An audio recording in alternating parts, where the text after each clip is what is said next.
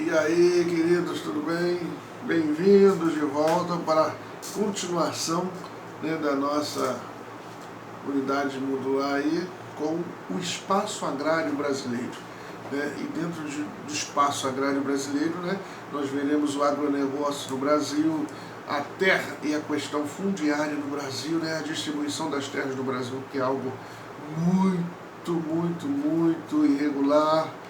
Nós também veremos os personagens do meio rural e dentro destes personagens do meio rural, os latifundiários, os boia-frias, os poceiros, os grileiros, os peões, os parceiros, os arrendatários. Então, anotem e busquem pesquisar além do conteúdo aqui ministrado, porque nunca é demais o conhecimento, ok? Então sejam bem-vindos novamente, espero que todos estejam no conforto dos seus lares e vamos que vamos, Nós vamos agora para um panorama sobre a questão do espaço agrário no Brasil. Nós vimos sobre a rotação das culturas, os agrossistemas tradicionais, a agropecuária intensiva, extensiva, e suas características. Agora a gente chega no espaço agrário brasileiro.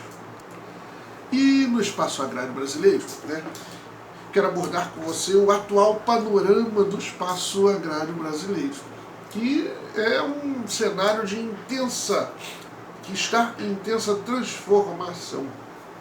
E essa transformação, ela ocorre em consonância com o processo de modernização da indústria no país. Nessa mudança, as antigas áreas e complexos rurais e agroexportadores, elas foram sendo transformadas em áreas dos novos complexos agroindustriais. Agroindústria, Reparou a junção de duas palavras? Indústria com agropecuária, ou agricultura com a indústria. Então, agricultura mais indústria dá agroindústria, A agropecuária a gente viu, que é a agricultura mais a pecuária. Então, essa junção da agricultura com a indústria, formando-se aí a agroindústria, ela faz parte desse processo de modernização da indústria no país. Com isso, o espaço agrário brasileiro ele ganhou uma nova dinâmica, uma nova dinamização socioeconômica, atrelada à economia urbano-industrial, uma vez que o campo é o fornecedor de alimento e matéria-prima para a cidade e a indústria, respectivamente. Então, o campo fornece as matérias-primas para a indústria, transformar e industrializar os produtos para o consumo final nas cidades. E, assim como nas cidades, que estão os consumidores finais. Com os avanços observados no campo, como, por exemplo, a mecanização, houve grandes transformações no espaço social, do campo brasileiro. E essa transformação no espaço do campo brasileiro, de forma desigual, apesar do aumento da produtividade, ela se deu de forma bem visual. Só você observar as transformações que estão ocorrendo, inclusive, neste momento, nas grandes, pequenas e médias cidades. Com a necessidade de expandir cada vez mais a produção, observa-se novas áreas que têm sido incorporadas ao domínio do espaço agrário brasileiro, como é o caso da Amazônia, que nos últimos anos tem sido invadida por agricultores do agronegócio do centro-sul do país. Contudo, apesar de alguns agricultores familiares firmarem acordos com fazendeiros do agronegócio, é válido ressaltar que uma parcela considerável da população do espaço agrário brasileiro é basicamente de origem familiar e que continua vivendo em péssimas condições.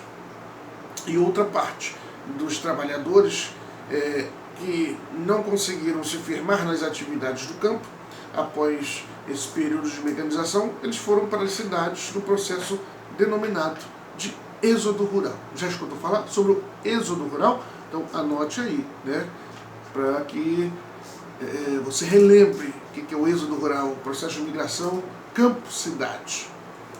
Nas últimas décadas, o agronegócio do Brasil ele tornou-se um dos principais pilares do setor agropecuário brasileiro, chegando a contribuir em 7,5% do PIB, Produto Interno Bruto, PIB, Produto Interno Bruto, que é a soma de todas as riquezas geradas no Brasil. Então, isso ocorre devido à mudança do modelo agrário exportador para o modelo urbano-industrial, que hoje passou a empregar até 1/5 da força de trabalho total do campo. As novas funções, queridos, as novas funções do novo modelo produtivo no espaço agrário brasileiro agora estão voltadas para a dinâmica industrial e financeira, seguindo, a lógica de uma cadeia produtiva de uma indústria. Para entendermos melhor a estrutura de agronegócio no país, é necessário entender os chamados complexos agroindustriais, que explicam os caminhos que a produção segue desde a sua gênese, desde a sua criação, até o destino final, ou seja, o consumidor interno ou a exportação. E eu quero que você pesquise aí sobre os complexos agroindustriais. Aí faça um esqueminha aí no seu caderno, se você quiser entender mais, mergulhar no assunto, tá? Então, com os avanços tecnológicos empregados pela agroindústria, houve forte crescimento da população e, consequentemente, houve também a liberação de mão de obra que não tinha acesso a esses avanços da modernidade. Nesse caso, o êxodo rural foi se intensificando, principalmente a partir da segunda metade do século XX. Outra parcela da população, no caso da população rural, ela atua como assalariada em lavouras e até como associada a grandes cooperativas. Neste último caso, os agricultores de pequenas unidades são incentivados a fornecerem matéria-prima para reforçar a cadeia produtiva. Entretanto, muitos não conseguem acompanhar o ritmo intenso das atividades do chamado agrobusiness. E em meio a uma crise, esses pequenos produtores buscam financiamentos, empréstimos e insumos e nem sempre conseguem honrar com seus compromissos financeiros, comprometendo até mesmo a posse de suas terras. Com maior produtividade, o Brasil passou a ser uma das maiores potências agropecuárias do mundo, com diversas commodities em sua cadeia produtiva, exportando diversos produtos como açúcar, laranja, café, soja, carne bovina e frango. Commodities, anotou essa palavra? Commodities. Commodities significa aí mercadorias, e eu gostaria que você pesquisasse os diferentes tipos de commodities e as commodities brasileiras. Nós temos commodity agrícola, nós temos as commodities industriais, nós temos commodities tipos de energia. Então, eu quero que você pesquise as diferentes commodities brasileiras. Commodity agrícola aí, que são este grupo de mercadorias que eu falei para vocês aí, a laranja, o açúcar, soja, café, carne bovina, carne de frango, fazem parte da commodity agrícola. Nós temos a commodity mineral também, a commodity de minerais, produtos minerais que o Brasil exporta, Ou seja, estes produtos, por que o valor deles variam mais do que outros determinados produtos que não fazem parte da commodity? Porque é o mercado internacional que determina o valor a ser pago. Por que o petróleo no Brasil? O petróleo no Brasil faz parte de uma commodity. Por que o petróleo, o valor do combustível, ele vai oscilando? Porque o Brasil optou né, pelo nosso produto estar em um mercado internacional, ou seja, o valor dele é comandado internacionalmente. Então, a distribuição de terras no Brasil, queridos, né, mas a distribuição de terras no Brasil, ela é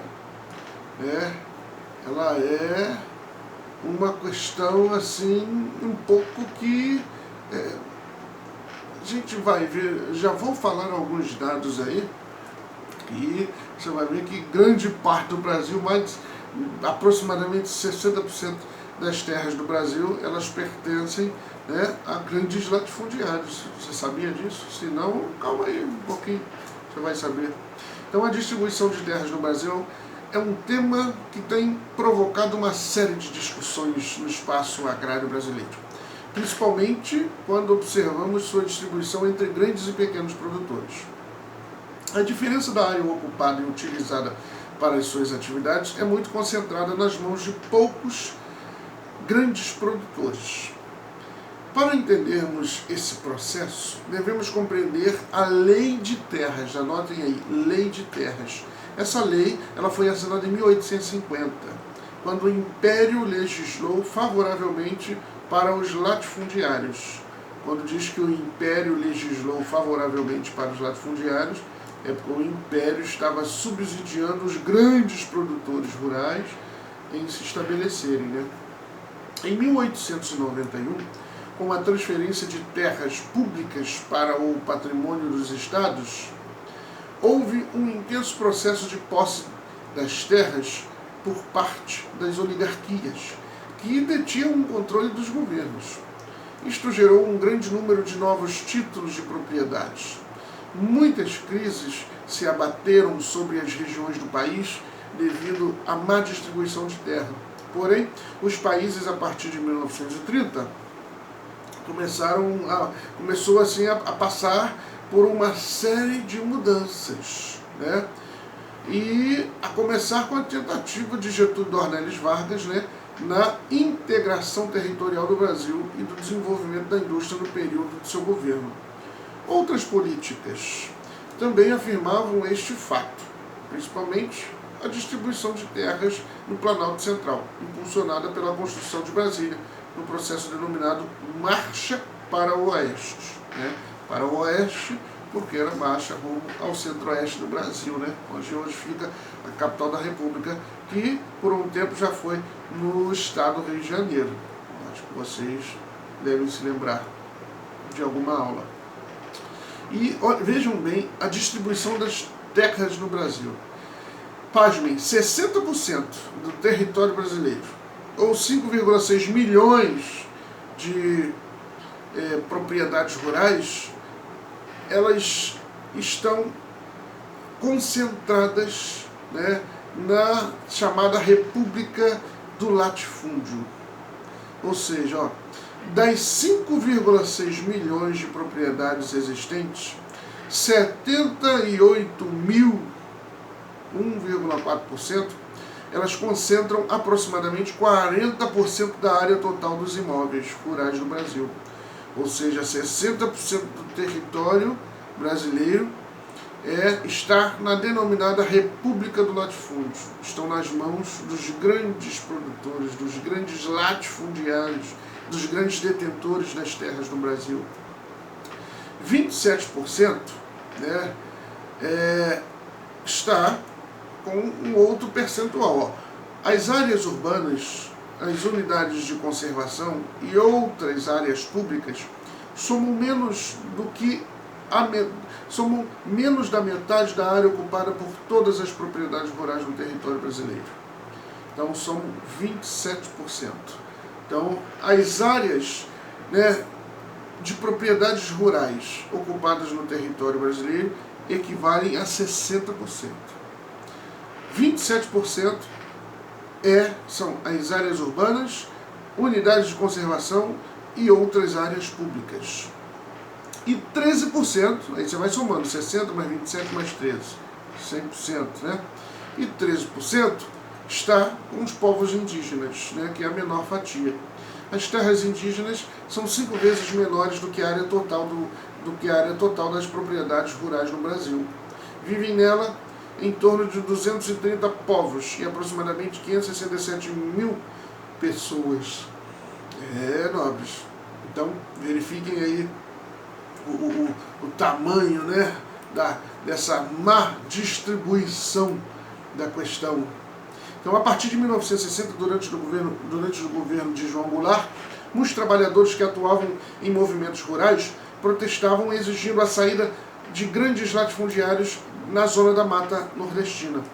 Os antigos fazendeiros queriam que áreas extensas da zona da mata fossem divididas em lotes para a população sem terra para serem utilizadas na agricultura.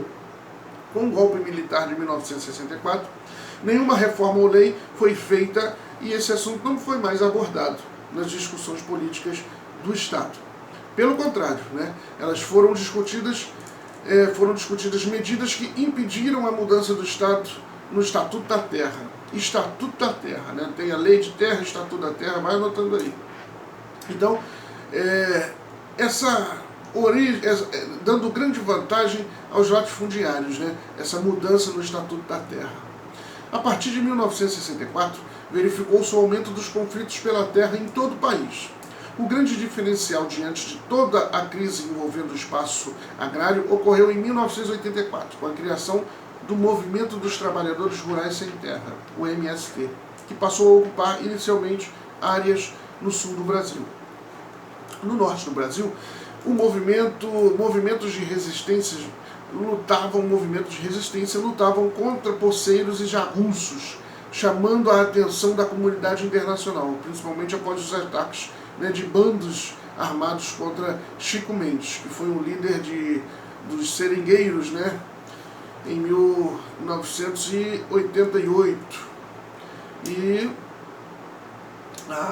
Em 1998, a Constituição, a última Constituição do Brasil, que se deu em 1988, ela trouxe um novo momento para os caminhos de uma reforma agrária, que previa desapropriar terras que fossem de interesse social. Porém, apenas 150 mil famílias, na época, foram assentadas. Nos governos seguintes, as tensões no espaço agrário brasileiro continuaram grandes e houve diversos conflitos pela terra. Então, pesquisem mais sobre MST, tem o MTST atualmente, tiveram alguns conflitos bem aquecidos, bem acalentados dos movimentos dos trabalhadores rurais sem terra, mas pesquisem mais e ampliem seus conhecimentos, Anotem e todos estes tópicos, Estatuto da Terra, Lei de Terra, commodities, coloque tudo aí e vamos, vou passar como tarefa, estes anotados e para que você me mostre, me apresente em nossas aulas remotas ou presenciais, quem sabe um breve retorno aí para você. Grande abraço, saúde e paz.